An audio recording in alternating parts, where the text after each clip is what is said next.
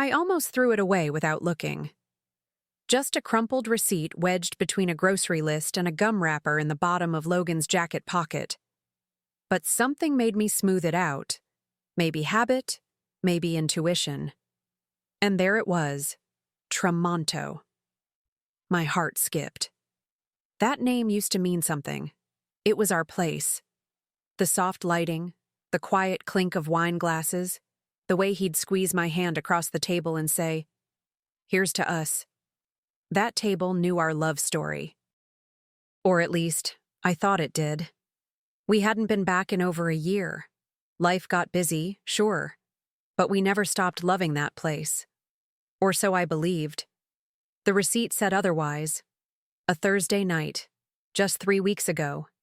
He'd told me he was working late, stuck with a client pitch he couldn't reschedule. I remember eating leftovers by myself that night, flipping channels, waiting for the sound of the garage door. And now this tiny slip of paper was whispering a different version of the evening, one with wine, maybe laughter, and someone who wasn't me. I didn't go into panic mode. Not right away. I just moved. Almost like muscle memory. Logged into our credit card account, pulled the last 2 months. And there they were, Tramonto, again and again. Thursdays, Fridays. All those late nights and deadlines suddenly looked different under fluorescent truth. My chest felt tight, like I couldn't get a full breath. I wasn't ready to confront him. Not yet. I needed more than a hunch. I needed to see how deep the knife had gone before I pulled it out. I sat at the kitchen table with the laptop open and my fingers frozen above the keys. The numbers blurred together, but the pattern was unmistakable. Each charge was a breadcrumb, leading me straight to a truth I didn't ask to find. 2 entrees, 1 dessert, wine for 2. Always the same total. Not once did he mention a business dinner. Not once did he bring home leftovers. I pressed my palms to my eyes and tried to will the ache away. But it was there, cold, sharp, and spreading. And you know what stung the most? It wasn't just the betrayal. It was where. Tramonto wasn't just a restaurant to me. It was the place we'd celebrated our anniversary 3 years in a row. It was where he once surprised me with a dessert that had "forever" written in chocolate script. Every inch of that place held echoes of us, of who we were before bills and busy schedules and separate routines. And now? Now it was his playground, a stage for whatever performance he was putting on with her. Still, I didn't say a word to him that night. I reheated the chicken from 2 days ago, poured a glass of wine I didn't want, and sat across from him as he scrolled through his phone, mumbling about work. He didn't look up. Didn't notice I hadn't touched my plate. I stared at the man who used to read my moods from a single glance, and felt like I was staring at a stranger. But I wasn't going to lose myself in his silence. Not this time. I just needed to wait, watch, and plan. That night, I lay in bed listening to his breathing, steady, unbothered. He fell asleep so easily while my mind spun like a carousel I couldn't get off. I kept seeing that receipt in my head, like it was glowing, pulsing, daring me to wake him up and demand answers. But something told me not to. Not yet. If I exploded now, all I'd get were excuses, half-truths, gaslight wrapped in charm, and I wasn't in the mood to be handled. Instead, I reached for my phone and scrolled through old photos, birthdays, anniversaries, laughing selfies at Tramonto, back when we still looked at each other like we were in on some beautiful secret. I wasn't just grieving a marriage. I was grieving a version of myself, the woman who believed in all of it, who saved special dresses for special nights, who trusted that when he said forever, he meant it. I missed her, and I wasn't about to let her be made into a fool. So I decided to wait, to gather, to breathe. I needed more than whispers and receipts. I needed the whole picture framed in clarity. If he had turned our place into something cheap, into a hideaway for his lies, then maybe it was time to take it back. On my terms. My timing. And trust me, I already had a plan forming, right there in the quiet. The next morning, I waited until Logan left for work before making the call. I kept my voice light, casual, even threw in a fake laugh. "Hi, yes, I'm just confirming a reservation my husband made last week. Logan Carter? For Friday night?" The hostess hesitated for half a second, just long enough to tell me she'd found something. "Yes, of course," she chirped. "Table for 2, 7 p.m., same time as always." I thanked her, hung up, and just stared at the phone like it had spoken some ancient truth. Same time, as always. It was almost insulting how easy it was, like he didn't even try to hide it. Same restaurant, same night, week after week like clockwork. While I was home lighting candles and waiting on texts that came later and later. And suddenly, just like that, the sadness started to burn off, replaced by something else. Cold, clean, focused. I wasn't going to cry about this anymore. No, if he wanted an audience for his betrayal, I'd give him one. But this time, I would be holding the spotlight. So I called back. "Hi again. I'd like to make a reservation as well. For Friday, same time. Under the name Sienna Carter, party of 6. The woman on the line sounded slightly confused, but took it down anyway. "A celebration," I told her. Something I'd been meaning to do with friends. When I hung up, my heart was pounding. Not from fear, but from power. I wasn't just going to walk in and catch him. I was going to own the moment, take back the table, the restaurant, and myself. I spent the next few days assembling my crew, the ones who'd seen me through every chapter of my life, from wedding jitters to late-night tears when Logan first started coming home distant. I told them I wanted to celebrate friendship, resilience, and maybe toast to new beginnings. They didn't press for details, not yet. But I saw the spark of curiosity in their eyes. And honestly, that was fine. Let the truth arrive with the wine. Let it pour slowly, the way real stories do. I picked the dress days in advance. Red, because there's power in red. A color that doesn't ask permission to be noticed.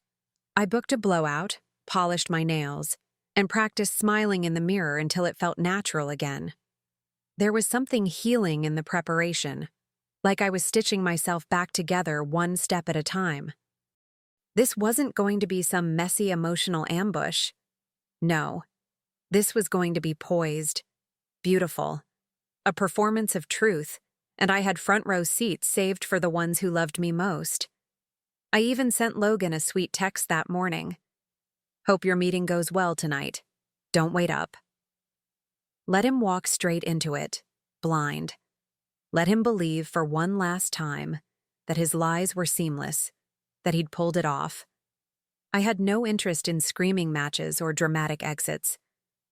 What I wanted was silence, the kind that speaks louder than any accusation. I wasn't going to take back just the table. I was going to take back the story and write my own ending. By Friday afternoon, the air around me felt electric, charged with something unspoken. I wasn't nervous, not exactly. It was more like standing on the edge of a long-held breath, knowing it was finally time to exhale. My friends texted me excitedly about outfits and rides, thinking this was just some overdue girls' night, and in a way, it was. Only I knew it would also be a reckoning, a return, a reclamation dressed in heels and red lipstick. I arrived early, walked through the doors of Tremonto like I owned them, because for years I did. The host looked up, and I smiled with the ease of someone who's been here 1,000 times before. Reservation under Sienna Carter. The way his eyes widened just slightly told me everything I needed to know. He remembered. He knew. They all did. I was the wife, the original, the one who used to leave tips with handwritten thank you notes. And now I was back, not broken, but brilliant. Our table was near the front, facing the entrance. I chose it on purpose. I wanted to see it all. The door swinging open, the recognition flicker in his eyes, the slow unraveling.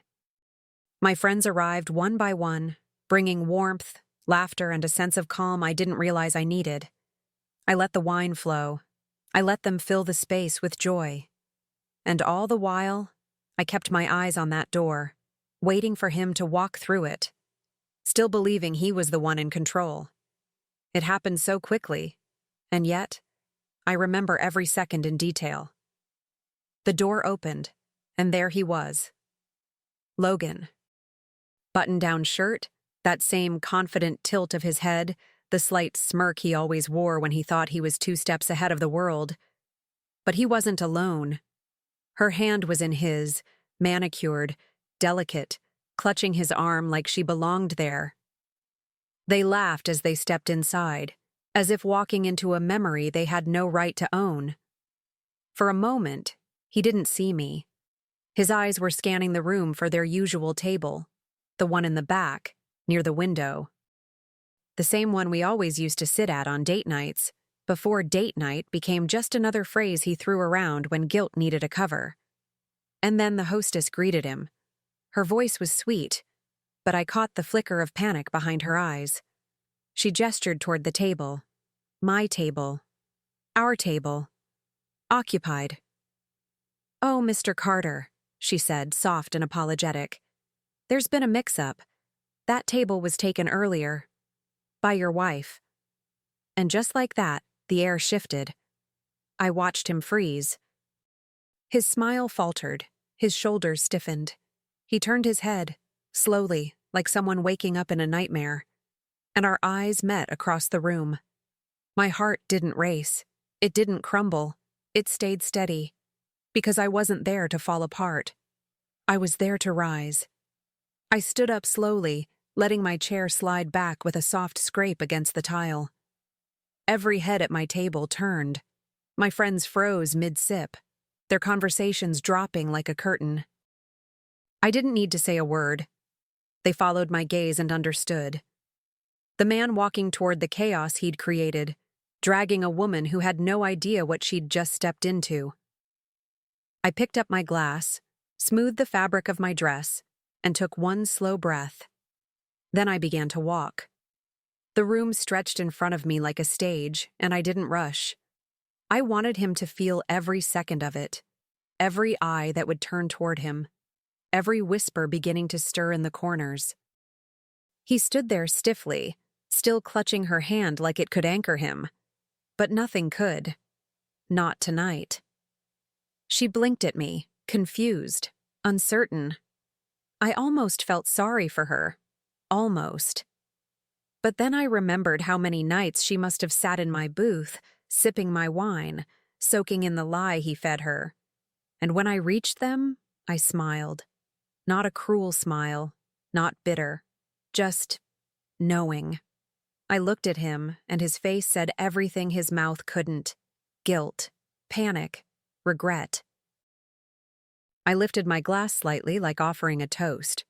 Not to him, to the end. "I see you're still ordering the usual," I said calmly, my voice steady and clear. "Funny. I used to think this place was sacred, but I guess to you, it was just convenient." She tried to speak first, the woman beside him, but her voice caught in her throat. Maybe she expected me to scream. Maybe she was bracing for some messy theatrical scene. But I wasn't there to give them drama. I was there to give them clarity. I looked at her. Really looked. Younger, sure. Pretty in that polished, curated way. But she didn't look confident. Not now. She looked like someone realizing they'd stepped into the middle of a story they didn't fully understand. The hostess stood off to the side, awkward and flustered, clutching the menu like a shield. I gave her a gentle nod and said, "It's all right. I have a table already." Then I turned back to him. "You know," I added, "when you said you were working late all those nights, I believed you. I really did. And all this time, you were just rehearsing lies under candlelight." I watched his throat move as he swallowed hard. He opened his mouth, but I held up a hand. No, don't. This isn't your moment. I pivoted, heels clicking against the tile, and walked back to my table, the one filled with laughter, with women who'd stood by me through decades of real life. They didn't clap. They didn't cheer. But when I sat back down, they lifted their glasses. So, I did the same. I turned toward the entrance, still holding my glass, and raised it. Not to him, not to her, but to the truth finally standing upright. And just like that, I was ready for the next course. I didn't rush. I let him stew in the silence, the kind that hums with heat, where every eye in the room is pretending not to stare. He was still standing there, slack-jawed, holding a woman who clearly wanted the floor to swallow her whole. I rose again, this time not to walk toward him, but to stand tall at my table. I lifted my glass, not shaking, not teary, just steady, clear, certain. To reclaiming what's mine, I said, my voice cutting through the room like a violin string. The words weren't loud. They didn't need to be. The truth has a volume of its own. This place meant something to me, I told him. It held pieces of our history. And yet you brought her here, to our booth, our table, our rituals, like they were yours to give away. I looked straight at him, and then at her. I thought maybe you just wanted something new, but now I see. You just wanted something easy, something that didn't require you to show up. She flinched when I turned to her, and I almost left it there. Almost. But some things deserve to be said out loud. You picked the crumbs, I told her, voice low and even. You didn't steal anything. You were handed what was left after he hollowed out the real thing. She blinked fast, trying to look unaffected. But I saw it, the shift, the doubt, that seed of realization planting itself. And I knew I had said enough. The rest didn't need to be shouted. The rest would echo on its own. I let the silence linger for just a moment longer, not out of cruelty, but because sometimes silence says more than 100 perfect words. I turned back to my friends who were still watching with a quiet fierceness I'll never forget. Their eyes held no pity, just pride, support, a kind of unspoken sisterhood that wrapped itself around me like armor. I walked back toward my seat, spine straight, glass still in hand, and let the air settle behind me like the closing of a book. Before I sat down, I gave them one final gift. One last truth. I raised my glass just slightly and said, to freedom, and to finding out just in time. It wasn't a toast for revenge, it was for release, for clarity, for the gift of no longer wondering. Logan still hadn't moved. His mouth opened, then closed again, like he wanted to say something but realized he'd already said too much, with actions, with lies. With every Friday night he thought I'd never question. I didn't look back again. I didn't need to. Whatever happened at that entrance, the muttered excuses, the awkward shuffle out, the unraveling of whatever fantasy they had built, that was no longer my concern. I was surrounded by people who loved me for who I really was. Not a version, not a secret.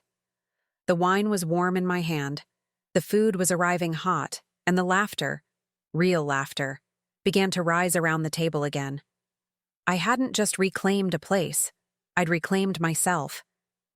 The waitress came by moments later, eyes wide with curiosity but professional to the bone. "Would you like to order now?" she asked, almost hesitating. I smiled. Really smiled.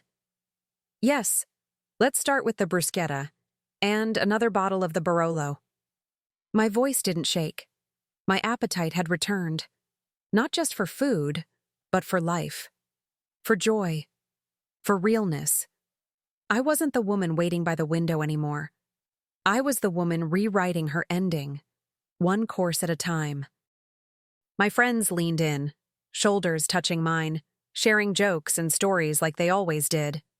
but now, everything felt lighter, brighter, like I had unclenched a part of myself that had been holding tension for years. One of them squeezed my hand beneath the table, and that tiny gesture meant more than any grand speech. I didn't need validation from anyone else in the room. The people who mattered were already at my table, and somewhere behind me, I heard the door close. Faint, final. I didn't turn. I didn't flinch. Because the only thing worth watching now was what came next, and I was finally ready to see it clearly. By the following week, the moment had already taken on a life of its own. One of my friends had filmed part of it, discreetly, respectfully, and somehow it made its way through our circle like wildfire. I never asked her to share it, but I didn't stop her either. Wordless clips. Me standing, glass raised, him stunned silent. It wasn't a scandal. It was a reckoning, a quiet revolution wrapped in red silk. And in every comment, every message, I felt it. Women saying, "I've been there." I filed for divorce that Monday, calmly, efficiently. I handed over the receipts, the records, everything he thought I'd never find. There was no screaming, no begging, no bargaining, just paperwork and a signature.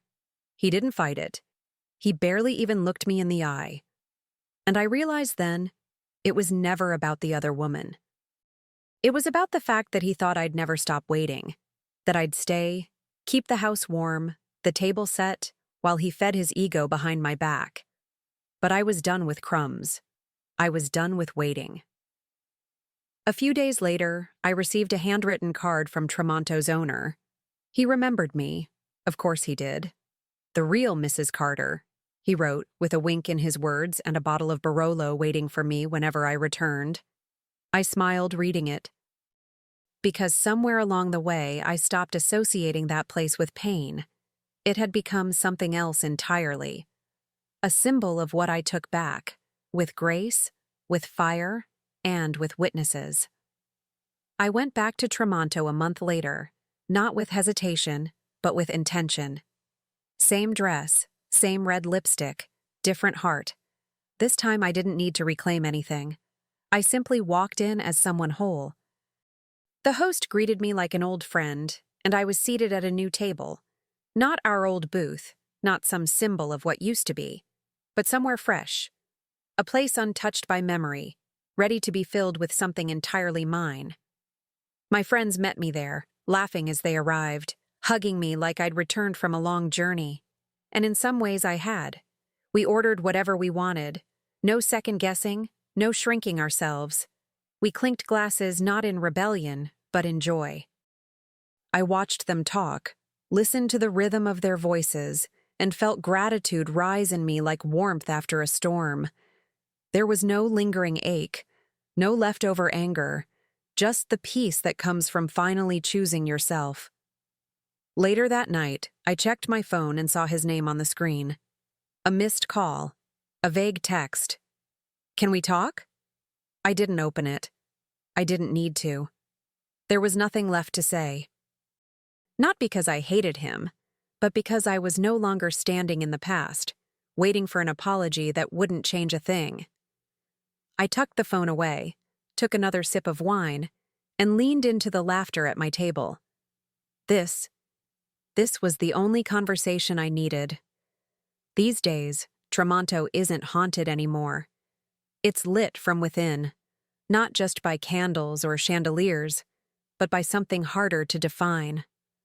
Confidence, maybe. Peace.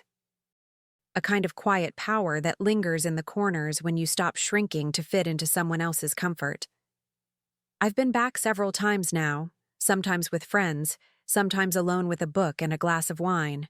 And every time, it feels like a small celebration, not of what was lost, but of what I found when I finally let it go.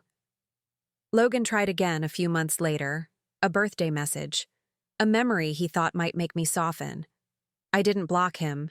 I didn't even reply. That part of my life no longer needed closure. It had ended the way all great illusions do, in plain sight. And the beauty of it? I didn't just survive it. I shaped it. I wrote the final scene.